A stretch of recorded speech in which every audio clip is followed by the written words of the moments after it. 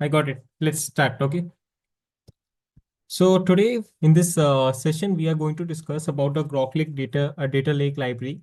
So right now, first I want to tell you about why we are discussing about data lake.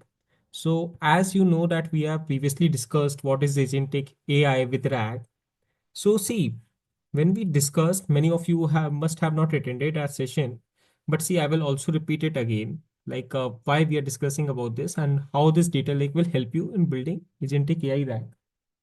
So see, when you see this workflow of any RAG, how the RAG works, RAG full form is retrieval augmented generation. So see, there we already told you there are many processes in creating a RAG.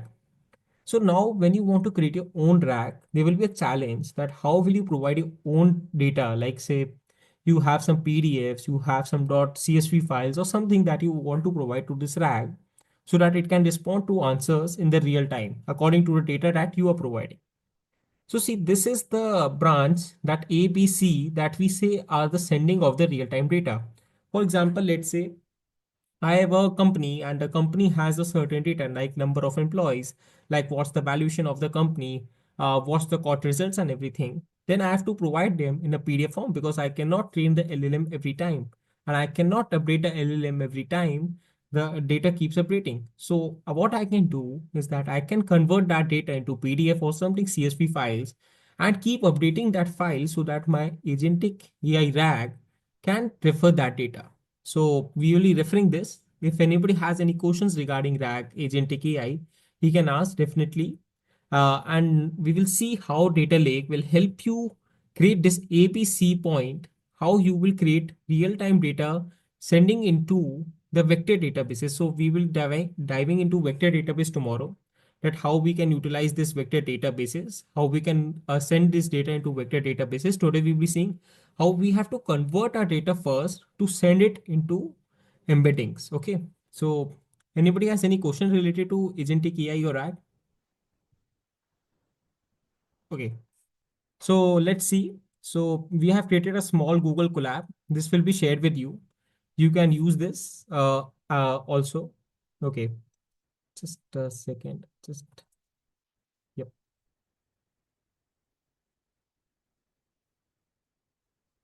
Okay. Sure. Let's start. Yep. So, data lake is a centralized platform for storing, managing, and retrieving large volumes of structured and unstructured data, such as document, files, and metadata. It supports efficient data operations and enables advanced processing like retrieval and analysis. It makes it ideal for AI ML applications and business needing to manage complex data sets at scale. So, right now, see what's happening is that there's a highly need of data analytics right now. So every software you see where we need to do data management, tools like this becomes very important. So data lake is a very centralized library where you can do a lot of things with your data. If it's unstructured, you can make it structured, you can manipulate it. So there are many platforms also which does like this, like Snowflake is there. It's a very famous application. So you can also learn about them. But today we will be seeing how data lake has helps in the RAG part. Okay. So first you have to install the Grok Lake library. That's the step one. Already we have covered this, but we are covering again. So then you have to just initialize the variables. After initializing the Grok Lake API key account ID, you can refer this to the documentation. Here everything is available, how you have to initialize and everything if you have not done already. And also there are tutorials available on the YouTube or a channel of our own where you can refer how you can initialize and all. Okay. So see, I have run this. I have initialized my Grok Lake API key and account ID. Now what I will do is I will initialize the data lake because we are covering today data lake. So, workflow that we're covering, I will be sending a real-time PDF that I have my own data into data lake and storing it on this server so that I can use vector lake tomorrow to convert that data into embeddings. Okay.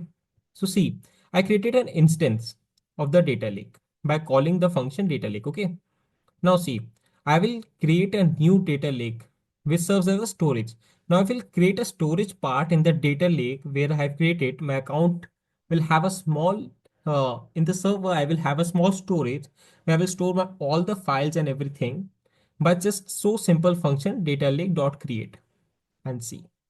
it will give me and data lake ID that at this place your data will be saved. So if you understand, there's a concept of cloud storage, how we store real-time data into cloud storage. Similarly, we are doing here. So we have stored this amount of data in the Plotch Grok Lake servers. Okay.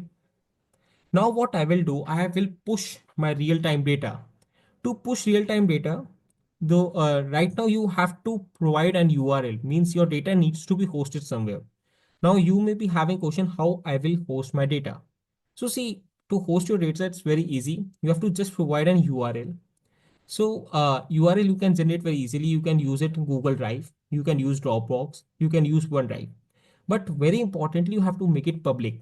If it's not public, your data will be of no use because we will be not be able to access. The application will not be able to access the data and you cannot send it to our cloud server. Okay. So see how it works. I have to define a payload structure. So see, I have defined a payload structure, and if you see, here's a URL of a document that I'm pushing. This is a type of PDF. I will show you this document as well. Okay. Let's see.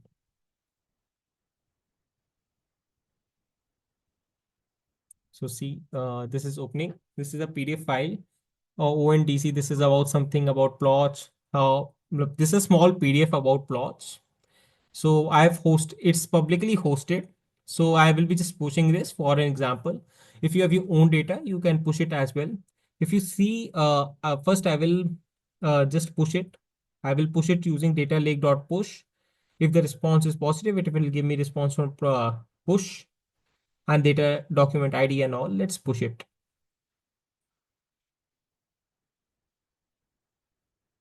Yes, you can see I received the response from the push that it gave me a document ID. This document ID is very important because I will be using it further to fetch my document from the data lake server. And also, if you see here, I got a data lake ID, which was used to push because with server, there's a place in the server where I have to push.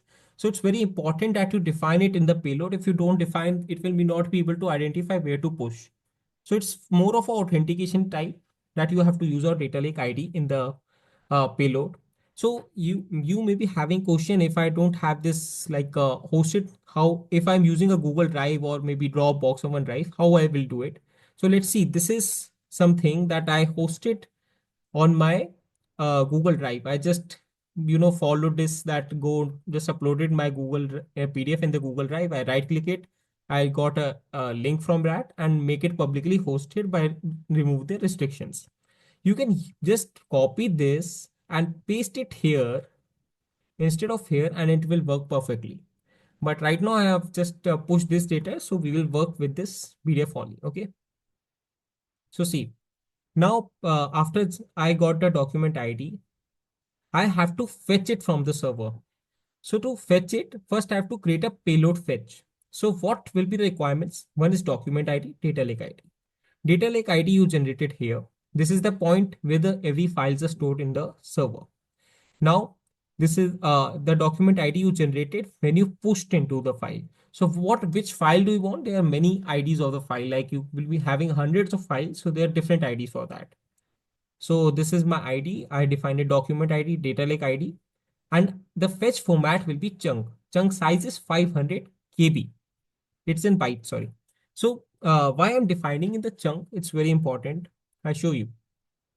When you say when you fetch data from servers, you always try to do it in the chunks because you know what happens is this such a large amount of data. So you if you fetch all the data at once, it will create a high load. So the performance very low. You maybe sometimes have errors fetching that data. So every good application, when you make any real-time applications, if you see Spotify also, they never send you the audio file simultaneously at once. They will send you after a very short period, they will keep sending you audio files. But if you see some bad development, they send all data at once. This may cause a crash or maybe some bad performance in the data. So you also have to define a chunk size. I have defined a 500 bytes. So it will be sending a 500 bytes data every time. And I will be fetching that. Okay. So let's see. I run this payload fetch. So see, document fetched successfully. So it gave me the document ID that I fetched and the fetch format. So see, I fetched the data which I sent. Okay. Now it's sending me in the 500 KB size. Now what I will do, it only send me a small because I only fetched a 500 byte. If I have to fetch the whole file, then I can write a small function, a loop, which will keep fetching these files and create a whole document again for me. Okay, so let's run this and you will see the whole document I will get in the chunks. This is the one part, this is the other part, this is chunk 3, chunk 4, and keeps on. So see, this is the part how you are creating, if you understand how we are, just a second. Yes, how we are managing pushing a real-time data into a RAG. Because see, I will just give you small overview. What is a RAG? Right now, what was the problem is that when you see LLMs, they are all trained on pre-trained data. So you cannot use your real-time data. So, like example, I am running my own restaurant and there's some things in my restaurant that LLM does not know. I have to provide LLM that you use this data to give me a specific, more precise answers. So how will I do that? The way we use this RAG. So RAG full form is retrieval augment generation.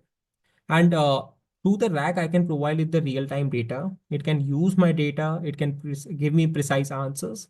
So there's a process. First, how will you provide your data? It's through data lake. We covered how we are doing this. Tomorrow we will be covering how we can convert embeddings through vector lake library that we'll doing. We in the tomorrow section only we will be discussing vector databases, and we have to also convert query into embeddings. Why we are doing this that we'll discuss. Already we have discussed the LLM part, how we are getting the response for that. So tomorrow we'll covering the last step, how the vector lake works.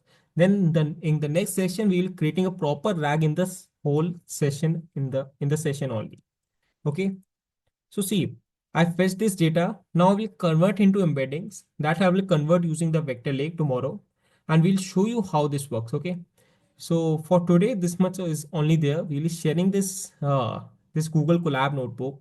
You can use it and understand how this works. It will help you a lot.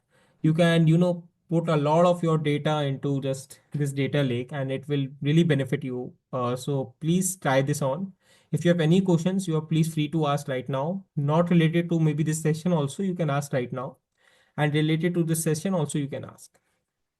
If you face any difficulty, also please ping us on the Discord and WhatsApp channel. We'll be ready to help you. So anybody has any questions for today's session or related to any other thing in the hackathon?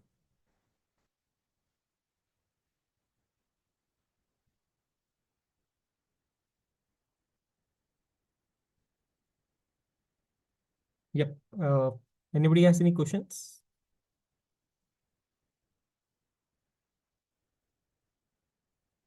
So I think we can wrap up the today's session if nobody has any questions. If you have, just ping me on the WhatsApp or Discord group. So one thing importantly that many teams have been doing the challenge one and challenge two.